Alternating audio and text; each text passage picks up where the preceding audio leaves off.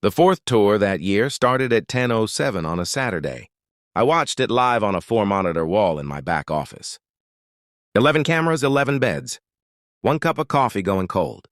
Camera 3 picked her up first. Karen walked into frame in a straw hat. An orange HOA notice clipped to the top of her clipboard. 8 strangers in pastel sun visors trailing behind her. She pointed at bed #3 like she had planted it herself, and these, she said, loud enough for Camera 7's audio pickup to catch clean. These are Jim's heritage crowns. Going on 4 years now, the HOA's landscape map has this whole corner designated as a sightline easement. We've got the fall fine schedule finalized. I'll drop the paperwork on Jim after. There was no easement. There was no map. There was my dirt, my crowns.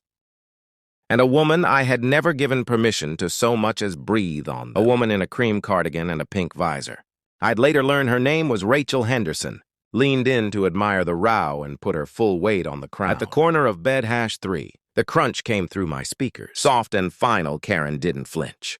She waved the group forward, deeper into my rows, onto soil I had tilled by hand and planted 3 years before. Any of these people learned my name. She didn't know Camera 3 had been recording her for 14 months. She didn't know every bed had its own. I set the coffee down. I didn't hurry. I knew exactly where she'd stop. She always stopped at bed #5, near the hose reel, because she liked the way the afternoon light fell there. I took my time putting on shoes. When I opened the back gate and stepped into my own yard, Karen greeted me like I was a guest at her event. Out, Jim. Both hands up, clipboard on her hip. The orange notice flapping. I was just showing the Hendersons a peek at the heritage walkway. Isn't it gorgeous this time of year? I said nothing. I let the pause do the work. She filled it the way she always filled silences. By talking faster, this is Tom and Rachel Henderson. They're new on Birchwood. I was telling them about the fall designation vote, how we're previewing the featured properties. Speaking of, she peeled the orange notice off her clipboard and held it out between 2 fingers. Like it was important. This is just a courtesy. If you don't commit to open gate access by next weekend, the fine schedule starts Monday. 75 a day board voted. The board had not voted, I knew, because I'd already pulled 6 months of minutes from the homeowner portal that morning, exactly the way any member of any HOA can do in any state in this country, which is to say in about 30 seconds. For free, there was no vote on any designation. There was no line item for a $75 daily accrual. There was only Karen, and the confidence with which she had printed an orange form. That looked official enough to scare people who didn't know better. I took the notice. I read it slowly. Jim knows how this works. Karen Stage whispered to the Hendersons. Bright as a hostess, he's been with the community a long time. Rachel Henderson smiled at me. The asparagus crown she had stepped on was still in her peripheral vision, snapped off at the base, bleeding clear sap into the mulch. She did not look at it. I smiled back calm. Polite. The way I had smiled on camera for 14 months of directed trespass. I'll review the paperwork. I said wonderful. Karen clapped her hands once. Business. Like we're on a schedule. I want to show them the hose reel corner before lunch. She turned and marched the group forward, straight through bed #5. I watched her do it in person and out of the corner of my eye. Through the back office window. On the monitor camera, 8 LED blinked red once over her left shoulder. She never looked up when they were gone. When the last pastel visor had turned the corner toward the cul-de-sac, and the silence of my own yard came back to me, I walked inside, sat down at the monitor wall, and opened the folder. I had been building since the first tour I wasn't home for. 51 clips, 7 dates. 11 cameras, 2 wide angles. 1 audio pickup, a binder with tabs I hadn't printed yet. A plat map I hadn't pulled yet. A secretary across the cul-de-sac named Diane, who already knew the fine letter was a lie, and hadn't worked up the nerve to say so. Karen had been right about one thing. Something was going to be filed by next week. It just wasn't going to be the fine. I bought the corner lot on Magnolia and Birchwood 8 years ago, back when the subdivision was still half new and the HOA was still mostly a mailing list. The lot was bigger than I needed and oriented wrong for most buyers. The back opened onto a common green instead of a fence line. And I got it for underlist because of it. I walked the soil that first week with a pH meter and a clipboard of my own and decided that the long strip along the property line, the one the neighbors could see from the street, was going to be asparagus. People think asparagus is a vegetable. It's closer to a marriage. You plant the crowns in year 1, and you do not eat a single spear. In year 2, you watch the ferns come up, and you do not eat a single spear. Year 3, if the winter didn't break you and the soil held.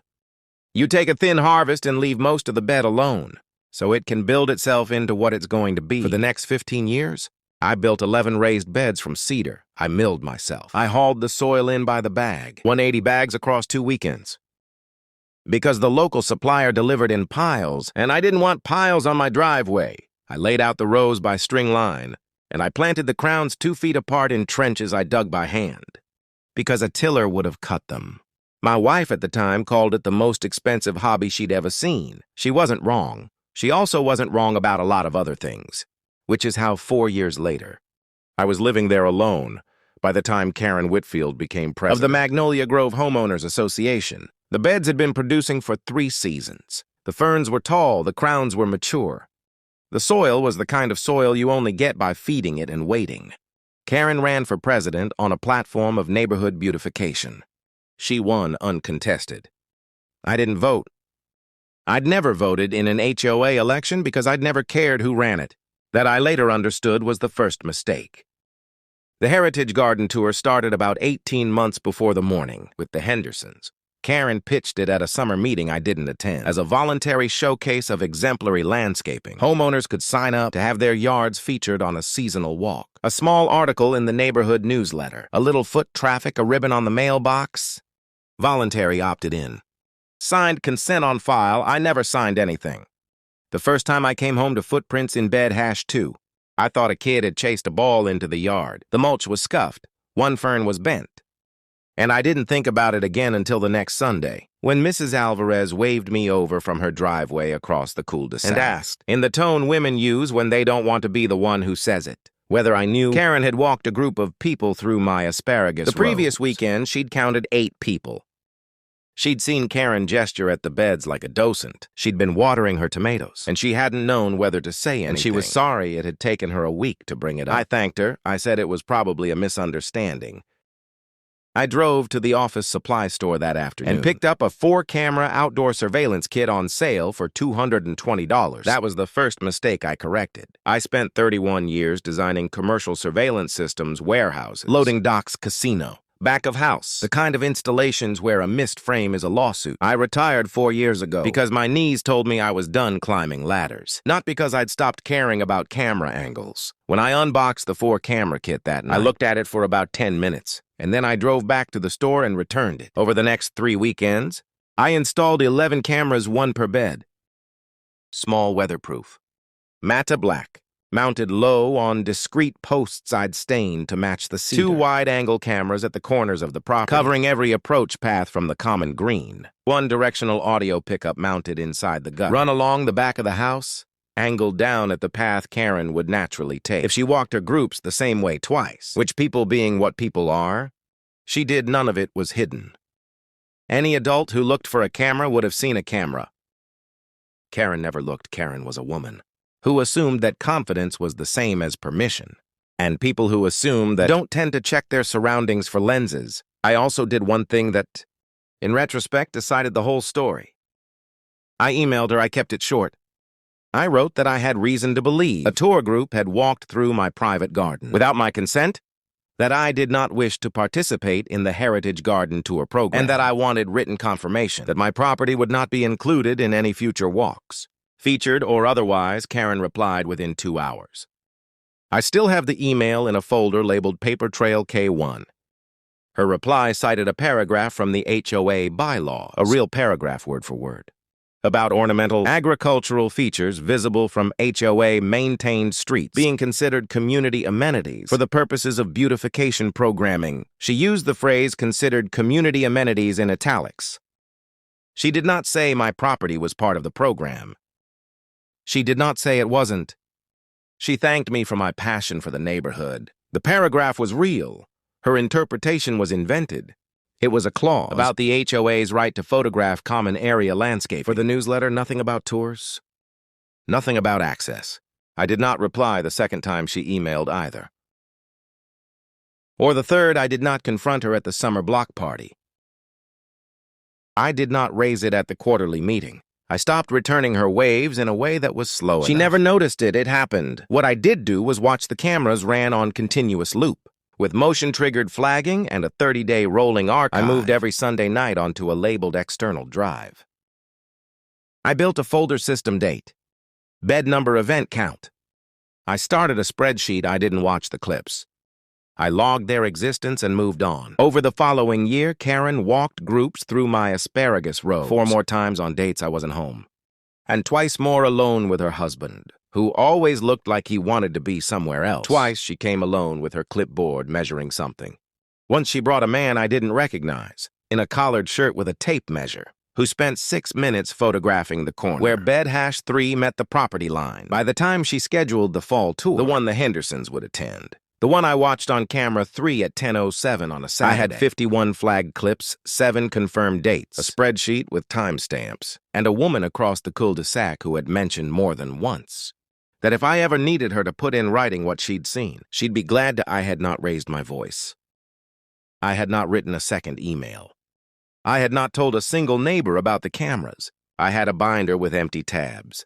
And I had a patience Karen Whitfield had completely misread for surrender. By the time she booked the Hendersons for the fall walk, I had 51 clips, 7 dates, a spreadsheet, a binder with empty tabs, and the kind of quiet a man builds when he knows exactly where the story is going. The official HOA letter arrived on Monday, not in the mailbox taped to my front door with painter's tape, which Karen had evidently decided was the appropriate delivery for method. A document claiming she could cost me money. Cream-colored envelope, Magnolia Grove. HOA letterhead, your gent fine notice in red at the top. I took a photograph of it on the door before I touched it. I took another after I peeled it off. I opened it at the kitchen counter, with the camera still rolling on my phone. Inside was a 1-page notice signed by Karen as president, citing by law section 4.2c, community access and sightline preservation. The notice stated that my property had been identified as an obstruction to designated community sightline access, and that per a board vote, she gave a date, a Wednesday, 3 weeks prior. A daily fine of $75 had been authorized, retroactive to the date of the vote, compounding. Until I signed the attached community access acknowledgement. The acknowledgement was a 1-page form committing me to open gate access during all HOA scheduled programming and community tours. As designated by the board president or her representative, I set the paper down on the counter. I made another cup of coffee. I opened my laptop, and I logged into the Magnolia Grove homeowner portal. Meeting minutes, anyone with a member login can pull them. I pulled 6 months, I pulled 12. I searched the Wednesday date Karen had cited. There was a meeting that night. There was a quorum. There was an agenda. The agenda had 11 items. Not one of them was a sightline vote. Not one of them was a fine authorization. Not one of them mentioned my property, my rows, my lot number, or any word beginning with heritage. The minutes were signed by Diane Park as recording secretary. I saved the PDF. I labeled the folder Paper Trail K2. Then I made a small change to the house. I moved camera 12, one of my 2 wide angles, to cover the front walk. If Karen was going to tape letters to my door, the door was going to have an angle on her. She came on Saturday. I heard her before I saw her. The way you hear Karen, the clipboard first, the brisk shoes second, the practice cheer third.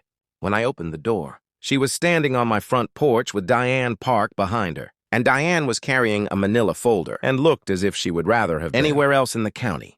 Jim Karen brightened. I brought Diane to witness the acknowledgement. Just a formality, will get you signed. We'll hold the fines in abeyance, and we can all move on. I did not invite them in. I stood in the doorway. I glanced at Diane, the secretary who had signed the minutes that said no vote had happened, and I watched her eyes drop to her own shoes. Karen, I said, can you show me where in the CC and RS my property is designated as a heritage feature? CC and RS are the deed-level rule book for any HOA. They're what actually binds your property. They're a public record. She knew what I was asking. The board voted. She said, may I see the minutes of that vote? She smiled the way people smile. When they've been asked a question they weren't expecting to answer. Minutes are for board members only. Jim, we don't circulate them to general homeowners. Diane made a small movement. Not quite a flinch, not quite a swallow. I filed it. Minutes of any HOA in this state are available to any dues-paying homeowner on request and in Magnolia Grove. They were available on the portal to anyone with a login, which was anyone who paid a bill. Karen was either lying or she was counting on me not knowing. Both were possible, both. In her head were probably the same thing. I'll review, I said, Jim. She let the smile narrow. We are putting your property on the Fall Heritage Walk. The board has quorum soft committed. I'd really rather you come along cooperatively. The alternative, she held up the fine schedule. A second orange notice, identical to the first. The alternative accrued quickly. $75 a day, retroactive 3 weeks. She had already run the math in front of me once. She wanted me to run it again in my head. I did. I also ran the math on what a false representation of a board could look like in a civil complaint, which was a longer number in a different tone, but I kept that one to myself. I appreciate you coming by, I said, so we'll put you down for... I'll review the paperwork and get back to you. Karen's face did the thing her face did when she was annoyed, but could not afford to show it. Her mouth stayed where it was, her eyes rearranged. The fall event is in 3 weeks, Jim. We'd like you on the program. I understand Diane was looking at the porch boards. Now Karen turned on her heel. She walked down my front walk with Diane trailing behind her. And before she got to her car, she stopped and turned back and said, loud enough for the 2 houses nearest mine to hear, you know, Jim, the designation vote is going to pass either way. You might as well come along cooperatively. This kind of isolation isn't good for a community. She got in her car. Diane did not look back. Camera 12 caught all of it. I went inside, I sat down at the monitor wall. I queued up the Saturday footage and dropped it into the folder I had started that morning. Paper Trail K3. Then I opened a new folder and labeled it Main Weapon. I did not put anything in it yet. I had 52 clips now, counting the porch. I had 7 dates, Karen's cherry-picked email, a fine letter citing a vote that never happened, and minutes signed by Diane that proved it didn't. What I didn't have yet was a reason to pull the trigger. I had a suspicion Karen was going to hand me one. 3 days later, I got a second HOA letter in the mailbox, this one correctly delivered by USPS, which told me it was real paperwork and not Karen freelancing. It was an announcement of the Fall Heritage Harvest Walk. Scheduled for a Saturday 3 weeks out, featured properties were listed on the back. My address was at the top of the list. I had never been asked. I read it twice. I walked out to bed #3, where Rachel Henderson had crushed a crown, and I looked at the planting tag on the cedar siding. April 2021, Karen had now committed in writing to a public event at which she intended to lead neighbors onto my private property. Without my consent, I went inside and I called my friend Ben, a real estate attorney I'd known since we were both too young to know anything. I told him the shape of it. I told him about the fine letter. I told him about the Heritage Harvest Walk. I told him there was a board vote scheduled for the night of the walk to formally designate my property. Ben was quiet for a long moment. Then he said, Jim, she's not trying to tour your yard. She's trying to create a record. I didn't know yet that she'd already promised the Hendersons a private harvest tour. For the fall event, Mrs. Alvarez caught me at the mailbox on a Tuesday. She was in her garden gloves, trimming back the hedge that separated her driveway from mine. And she timed her snip to when I was pulling bills out of the box. I'd known her 12 years. She did not time things by accident. Jim, she said, and lowered her voice the way women do when they're about to say something they've been turning over for weeks. How many times has Karen walked people through your yard? I set the mail on top of the box. What makes you ask? Because I've seen her do it 3 times when you weren't home, and I'd like to stop pretending I haven't. I told her the truth or a piece of it. I said I knew about the tours. I said I was handling it. I said it quietly enough that she understood. I was not asking her to intervene. She nodded once, then she said, if you ever need somebody to put it in writing, I'll put it in writing, I'll sign it. I'll notarize it, I'll go to a meeting. I'm tired of her, Jim. I thanked her. I did not tell her about the cameras. I walked inside, sat down at the monitor wall, and pulled up the 3 spring dates she'd referenced. All 3 were already in my archive. 2 of them she hadn't known about. She'd been at work. My count from her testimony alone matched 4 tours. My camera archive showed 7. Mrs. Alvarez had filled in 2 dates. She had also done something more useful. She had told me that my pattern wasn't paranoid. It was conservative later that afternoon. Tom Keller from 2 doors down flagged me down in the cul-de-sac. He was walking his son's dog, a golden retriever too old to care about anything, and he caught me taking the bins out. Hey, he said, casual random question. Did Karen ever do that garden tour thing through your back beds? I said she had, yeah. He rubbed the back of his neck. She did it to my wife's flower beds last summer. Not a big group. Just 4 people didn't ask. Sylvia came home and found her standing in the road. Like she owned them, Sylvia told her off. And she did the thing she does, where she apologizes without apologizing.